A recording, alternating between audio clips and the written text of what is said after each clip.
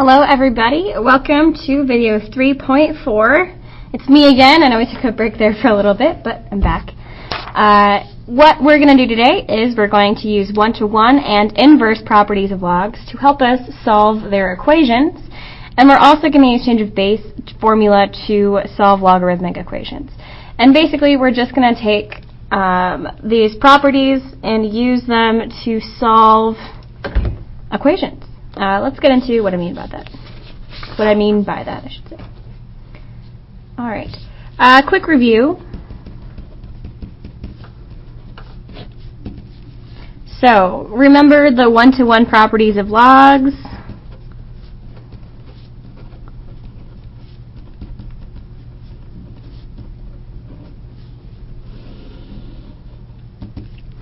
And those say that if we have a to the x equals a to the y, this can only happen if and only if. Remember, IFF in math stands for if and only if. I'm going to use one of my neat little colors to write that. If and only if. Where's my black? There it is. X equals y. So if their exponents are equal to each other. If we have log base a x equal to log with the same base a y, this can only be a true equation, again, if and only if IFF x equals y, again. Inverse properties of logs.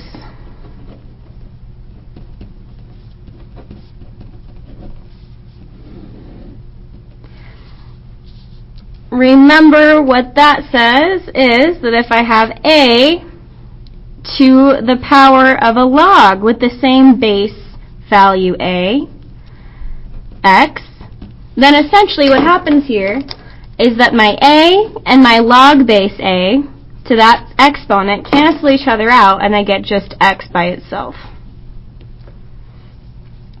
Similarly, if I have log base a with an a in front to whatever power, this is all equal to, these essentially cancel each other out, just the power x. Because remember what this would be asking, without that part there, is just a to what power is a to the x? Well, we're kind of given the answer right there. It's just x. Okay. Let's use some of these properties to help us solve some equations. So let's do a first example. Say that we had 4 to the x equals 72. Now, what this is asking is 4 to what power is 72? This isn't intuitive. There isn't a nice whole round number that we can fill in here that's going to get us 72. So what we can use instead are those properties of logarithms. Remember this one right here. If I make a log base 4 here of 4 to the x, and I do that to both sides, here's what that's going to do. Just like here, my log base a with an a to the x, I have log base 4 with 4 to the x. So what's going to happen over here is these two are essentially going to cancel each other out. I'm going to get x equals log base 4, 72. And remember what I can use here now, since I have a different base, I don't have e and I don't have 10, it's a different number, I can use change of base formula. So what I could do instead here is say that this is the same as regular log base 10, 72, over log base 10 with the 4 in front. And when we throw that into our calculator, remember we should round to 3 places. So we can say x is approximately, those curvy lines mean approximately, 3.085. And that's it. We've done it. Let's do one more here. 3 times 2 to the x equals 42. And this one's kind of fun because it reminds us of an important thing. We can approach these first just like regular equations in algebra, and then we use the log part at the very, very end when we have nothing else that we can do. So if this were just a variable here, if I had, for example, like 3y equals 42, my first step would be obvious. My first step would be to divide by 3. And that's exactly what we're going to do here. We're going to get 2 to the x equals 14. And now I have something very similar to my last problem. There is no nice round whole number for 2, for an exponent of 2 that's going to be 14. There is no number like that. So instead what we're going to do is we're going to use logs. I'm going to use log base 2 so I can cancel out this 2 here. I'm going to say log base 2 of 2 to the x. And what I do to one side, I have to do to the other. So I'm going to say log base 2 of 14. And remember that awesome inverse property of logs. This log base 2 and this 2 to a power are going to cancel each other out. And I'm going to get x equals log base 2 14. Again, I can use my change of base formula here. So I can say x equals regular log base 10 of 14 over log 2. And from that, I'm going to get x is approximately 3.807. And it would be good for you to put that into your calculator, just regular log 14 divided by log 2, and double check.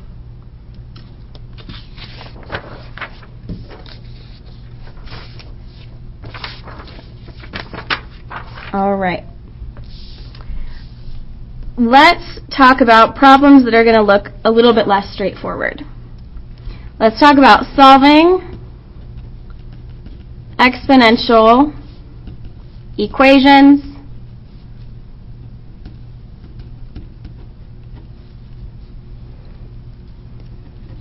of quadratic types. Or could you say of quadratic type?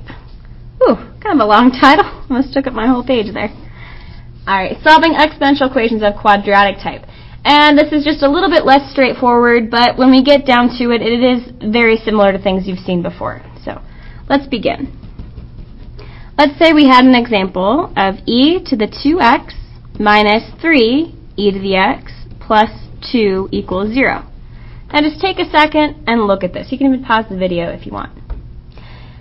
This looks very, very similar to a quadratic formula, to a quadratic, not formula, pardon me, a quadratic equation, where we have a power squared, a variable squared, plus or minus a b value with that variable, and then a constant at the end. This looks very similar. And that's because it is very similar. Check this out. We can rewrite this as e to the x squared minus 3 e to the x plus 2 equals 0. And now it's even more clear to us. It looks like our e to the x is kind of just like an x in a quadratic equation. And we can even write that as a little note to ourselves. Let's use a fun color. Let's use pink. What we're going to do here is we're going to treat e to the x like x. And then we're going to factor. Okay. If this was x squared minus 3x plus 2 equals 0, I would factor that as x minus 2, x minus 1. But remember, I'm not using x this time, I'm using e to the x, so I fill in e to the x minus 2 and e to the x minus 1. Now, if this were a regular quadratic, I know that from here I could take each of these factors and I could set them equal to 0 and I could solve. And that's exactly what we're going to do here, a very similar process. So let's begin with e to the x minus 2 equals 0. When I start to solve this, I get e to the x equals 2. And now, I'm not going to use log, I'm going to use natural log on both sides to cancel out that e. So I'm going to take ln, let me write that in a different color, ln of e, and then I'm going to do ln, kind of writing it in a little bit small there, of 2. And remember what happens there is my ln and my e cancel out, and I get just x equals ln 2. And that's good enough for now. We don't really need to simplify that. We can just leave it as natural log 2. Remember, if you do want to go further, just remember to round to only 3 places. Okay. Let's set our other factor equal to 0. E to the x minus 1 equals 0. I add 1 to both sides. I get e to the x equals 1.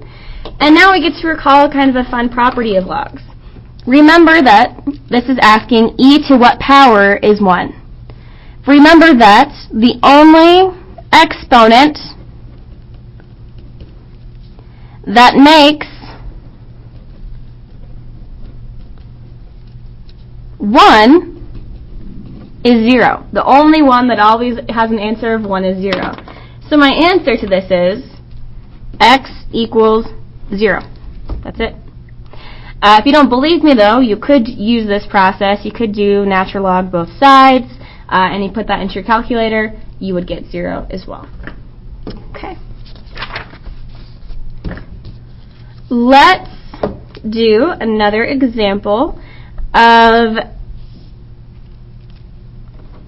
the same topic, but a different type of problem. So let's talk about solving logarithmic equations instead of exponential equations.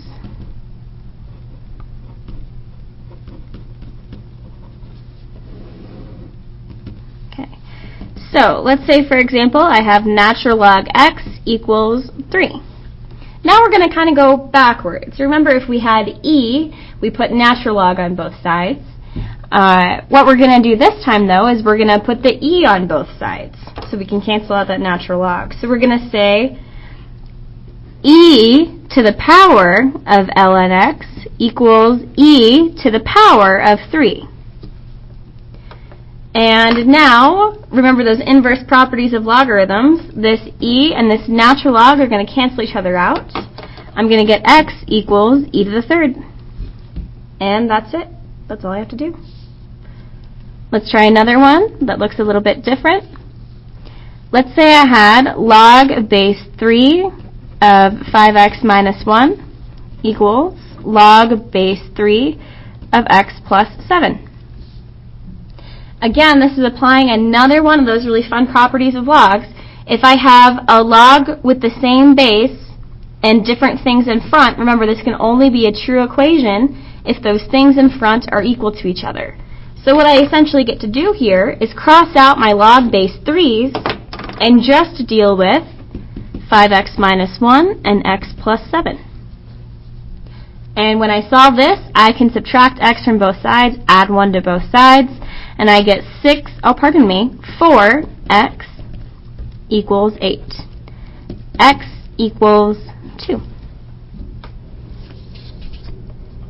Alrighty, let's try another one of those examples. Let's just keep going through these. Let's say that we had 5 plus 2 natural log x equals 4. Again, remember, you treat this part just like you would a variable. You kind of leave it till the very end to solve it away. But before we get there, let's treat this like a regular equation. Let's subtract 5 from both sides, so we get 2 natural log x equals negative 1. Let's divide both sides by 2 so I can get rid of that 2 in front. And I get natural log equals negative 1/2. Now, since I've isolated my natural log, I can take care of it by putting that as an exponent of e. So I'm going to do e to the natural log x equals e to the negative 1/2. And again, logs are so fun because let me cancel things out all the time. I'm going to cancel out my e and my natural log. I'm going to get x equals e to the negative 1/2, and that's all I need to do there. Alright, one last example. 2 times log base 5 3x equals 4. Again, you start by treating this just like a regular equation. So we're going to get rid of that 2 in front by dividing it away. Both sides. Divide by 2, divide by 2. You're going to get log base 5, 3x equals 2. And now, it's important to remember why things like this worked, right? We could use e to get rid of natural log because natural log's base is e. Here, I'm not going to use e to get rid of this log. I'm going to use its base to get rid of it. So I'm going to put everything as a power of 5 to get rid of this log base 5. 5 to the power of log base 5, 3x, equals 5 squared. And remember, I did that so I could cancel out the log base 5 piece. And now I just get 3x equals 5 squared, or 100. And when I solve, I get x equals 100 over 3.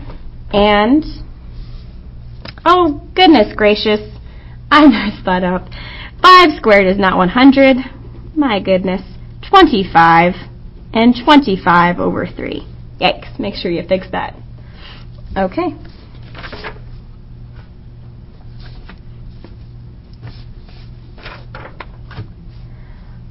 Alrighty, let's talk about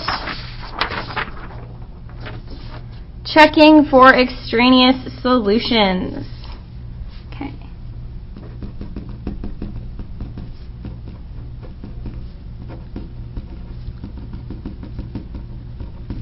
Extraneous, remember that has 2 N's.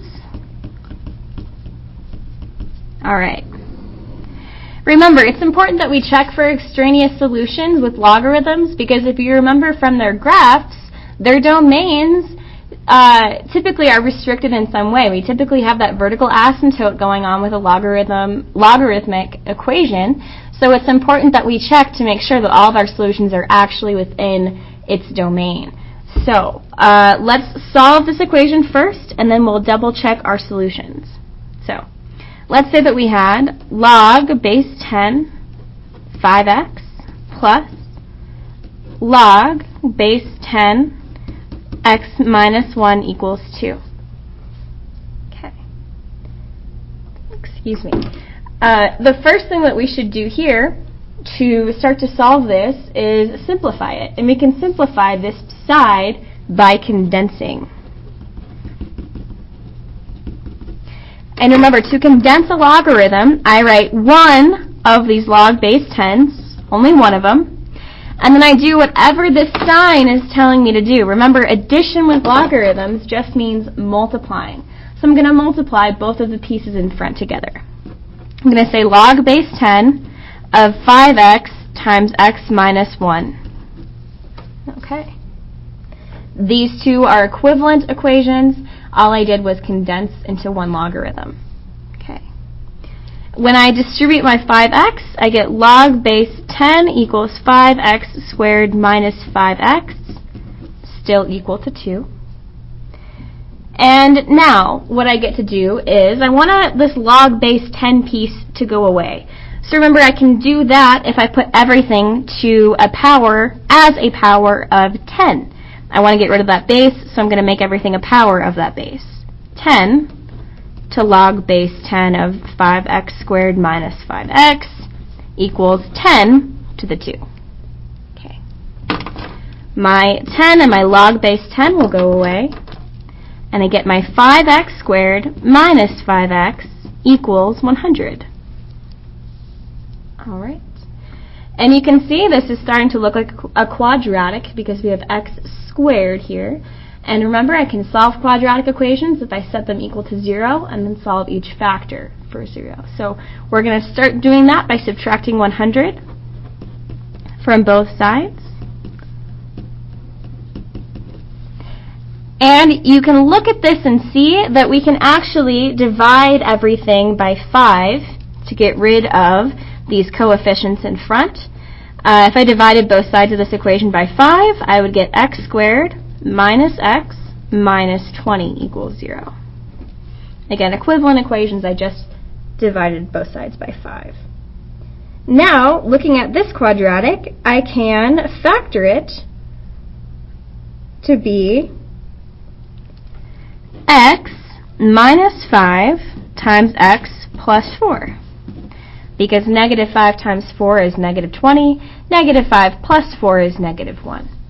When I set both of these equal to 0, I get x equals 5 and x equals -4, and those are the solutions that I found. However, this topic is checking for extraneous, so let's make sure that we do that. And let's just do that really quickly in our calculator. So I'm going to take that 5 and I'm going to substitute it back into my original equation.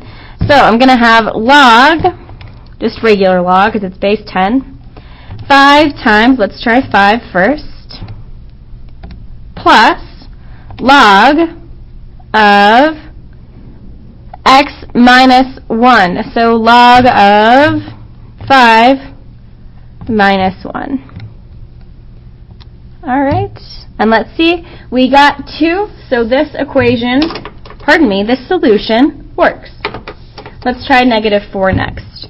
I'm going to press my up arrow, I'm going to get that same thing, and so I'm going to go through, I'm going to insert now my -4. So I'm going to go second delete, I'm going to press negative, and then I'm going to press 4, and I'm going to delete that 5.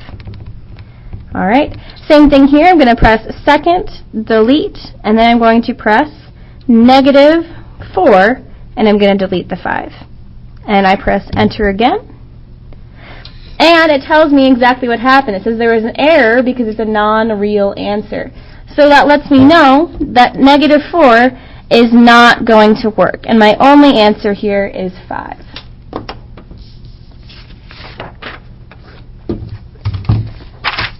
Alrighty, we're going to do a word problem next. Alrighty, I have the word problem written down, so if you want to pause your video real quick and just get all those words down, please do.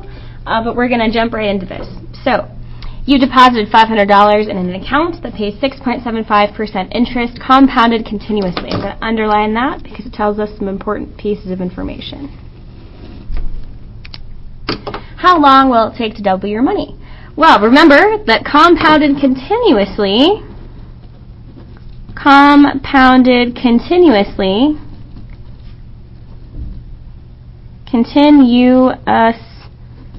whew, okay. That just means our amount times our initial amount times e to our rate times time. This is our compounded continuously formula. And they also told us that we want to double our money. So the money at the end is where that doubled is going to come in handy. Doubled. Let's set everything up with everything that they gave us. We initially deposited 500, so we're going to fill in 500 for the P, times E to the rate, which is 0.0675, because we have 6.75%. And we don't know how long yet, so we're going to fill in T for time, equals doubled. Our money doubled. So our initial amount was 500. If we doubled that, it would be 1,000. All right, now when we solve this for T, it's going to tell us how long it'll take for us to get that $1,000 for us to double our investment. Okay. We can begin here by dividing both sides by that 500 in front. And so we get 2 equals e to the 0.0675 t. And now we have something we've been dealing with in the past examples. We have e to something. We want to get rid of that e. Remember, we can do that by taking the logarithm of both sides with that same base. And the logarithm that has a base e is natural log. So we're going to do natural log of 2 equals natural log e to the 0.0675 t. And remember those really fun things that happen with logarithms. When I have a logarithm of the same base as something else, it cancels it out, and I get just what was left with the power. So I get ln natural log 2 equals 0.0675 t. I can divide both sides by the 0.0675, both sides. And now I get t equals natural log 2 over 0.0675, which is going to be approximately 10.27 years. So it's going to take a little over 10 years to double my money. All right, we're going to do another one of those application problems as your warm-up on Monday, but we'll see you in class on Monday.